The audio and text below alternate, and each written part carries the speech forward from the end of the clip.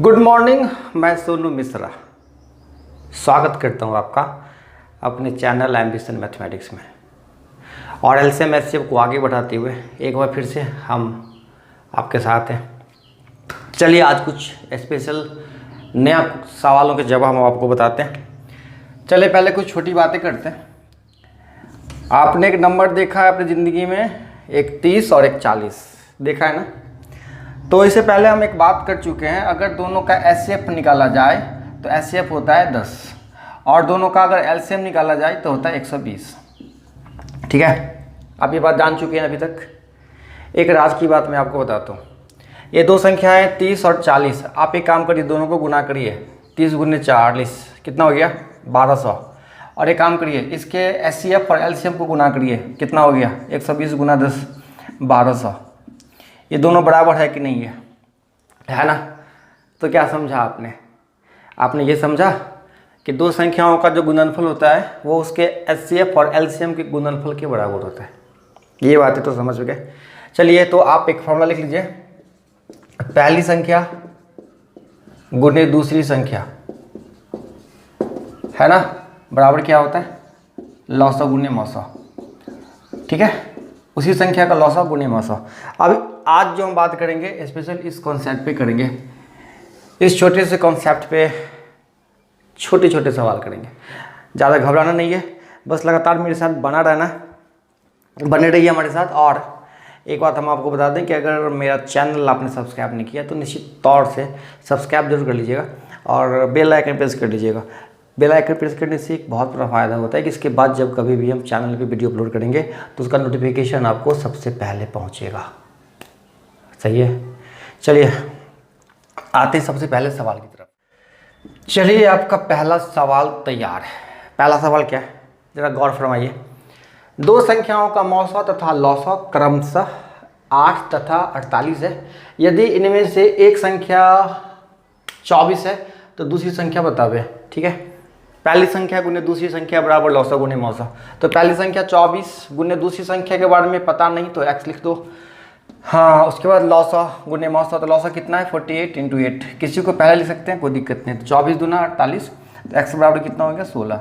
ये हो गया आपका जीता जागता आंसर। इसे अपने पास जमा करके रख लें, काम आने वाला है, पूरी ज़िंदगी काम आने वाला है ये।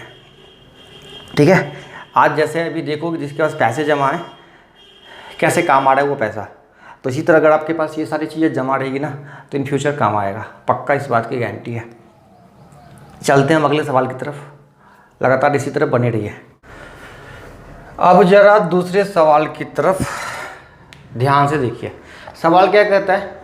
दो संख्याओं के मौसा तथा लौसा का योग 680 है।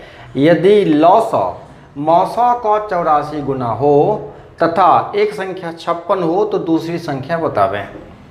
क्या दे रखा है इस क्वेश्चन में, जरा एक बार फिर पढ़ लीजिए। दो संख्याओं का मौसा और लौसा दोनों का योग दे रखा है, सम दे रखा है 680, और कहता है कि यह लौसा जो है, लौसा वो मौसा का 84 गुना है तथा एक संख्या 56 है तो दूसरी संख्या बतावें। यहाँ भी ये फॉर्मूला इस्तेमाल होगा, बस एक काम आपको और करना है। आपको क्या करना है, मान लीजिए अगर मौसा दे रखा हो x, तो ऑटोमेटिक आप कहोगे कि इसका जो लौसा होने वाला है वो इसका 84 गुना 84x। ठीक है, अब देखिए, तो मौसा गुण और लौसा का जो योग दे रखा है वो कितना दे रखा है? आप मुझे एक बात बताइए, 680, मतलब दोनों को जोड़ के लौसा प्लस मौसा, 84 और एक 85, 85x कितना के बराबर? 680 के बराबर। तो x बराबर कितना हो गया? 680 बट्टा 85। तो 85 से भाग करेंगे तो मुझे लगता है कि 85 8 5 40 का 0 हासिल 4। हाँ, तो x बराबर कितना हो गया? 8। मतलब मौसा मिल गया 8 और लौसा मिल गया 8 गुने 84। गुना करने की कोई ज़रूरत नहीं क्योंकि आगे ये कैंसिल हो जाएगा। अब देखिए, अब इस फॉर्मूले की तरफ आइए। पहली संख्या गुने दूसरी संख्या बराबर लौसा गुने मौसा। तो पहली संख्या क्या दे रखा है? 56। दूसरी संख्या मान लिया, कुछ भी मान लो संख्या, n मान लो, x मान लो, जो मान लीजिए। उसके बाद क्या? लौसा गुने मौसा।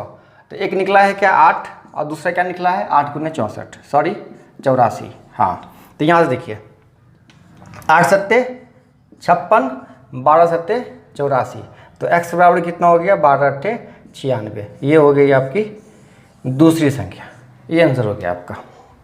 ठीक है, कोई दिक्कत नहीं है, गर्मी बहुत है।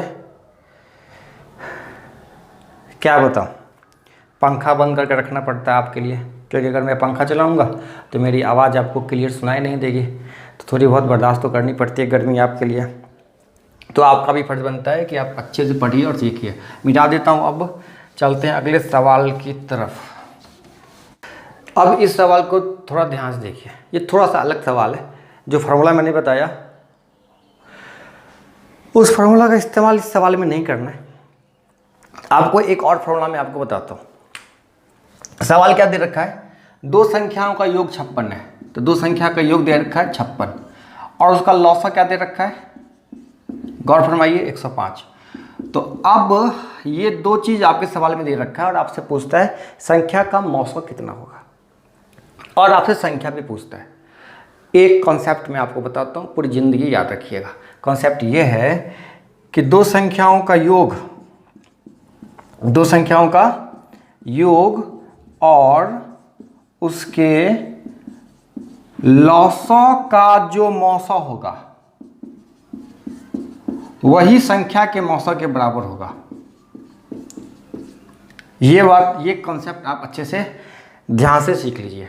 क्या कॉन्सेप्ट मैंने बताया कि दो संख्या के योग और उसके लौसों का जो मौसा होगा वही मौसा किसके बराबर होगा, संख्या के मौसा के बराबर होगा। जैसे मान लीजिए आपके सवाल में अगर योग दे रखा है 56 और लौसा दे रखा है कौन 105, तो इसका जो मौसा होगा वही संख्या के मौसा के बराबर होगा।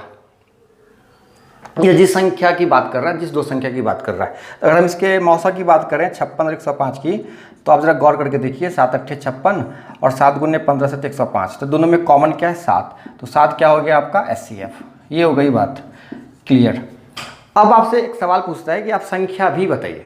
देखिए, मैंने इससे पहले एक कॉन्सेप्ट बताया है कि अगर दो संख्याओं का मौसा दे रखा है, ठीक है, मौसा दे रखा है, जैसे मान लीजिए मौसा दे रखा है 7, तो एक संख्या आप मान सकते हैं 7x और एक संख्या मान सकते हैं 7y, जहाँ x और y दोनों आपस में कोप्राइम होगा, दोनों में कुछ भी कॉमन नहीं होगा, क्योंकि जो कॉमन होता है वो मौसा के रूप में बाहर आ जाता है।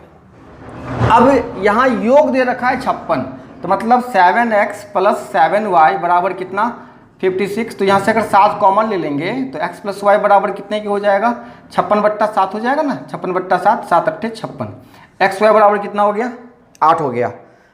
अब आपको क्या करना है, लौसा कितना दे रखा है 105, तो इस दोनों का अगर हम लौसा निकालेंगे तो मैंने क्या बताया, जो दोनों में कॉमन है वो भी आएगा, जो कॉमन नहीं है वो भी आएगा। तो 7xy कितना के बराबर दे रखा है 105 के बराबर, तो काटेंगे तो कितना हो गया 15। तो xy बराबर कितना हो गया 15। अब जरा आप गौर फरमाइए, आपको यहाँ पे एक नया डाटा मिला है कि x और y दोनों को जोड़ के होना चाहिए 8 और x y दोनों को गुना करके होना चाहिए 15। तो x y ऐसी कौन सी संख्या हो सकती है जिसको जोड़ने पे 8 आवे और गुना करने पे 15 आवे और दोनों आपस में कोप्राइम हो। तो आप थोड़ा सा दिमाग पे जोड़ डालोगे तो 5 और 3 आपके सामने आ जाएगा। x की वैल्यू 5 और y की वैल्यू 3, तो कोई भी x की वैल्यू 3 y की वैल्यू 5, कोई फर्क नहीं पड़ता है। तो अगर संख्या की बात करें तो एक के साथ 5 मल्टीप्लाई हो जाएगा, तो 7 × 5 = 35 और एक के साथ 3, 7 या 21। अब दोनों को जोड़ के देखिए 56 आता है कि नहीं आता है, तो दोनों को जोड़ने पे के बाद 56 आना चाहिए, दोनों का मौसा 7 आना चाहिए और एलसीएम 105 आना चाहिए। यही संख्या हो गई 35 और 21। ठीक है, ये मुद्दे की बात थी आपके लिए बहुत स्पेशल। तो रहने दीजिए, आज भी इतना ही। अगली वीडियो में फिर मुलाकात होती है और भी नए मुद्दों के साथ होती रहेगी हमारी और आपकी मुलाकात। तब तक के लिए tata, bye bye, see you, take care.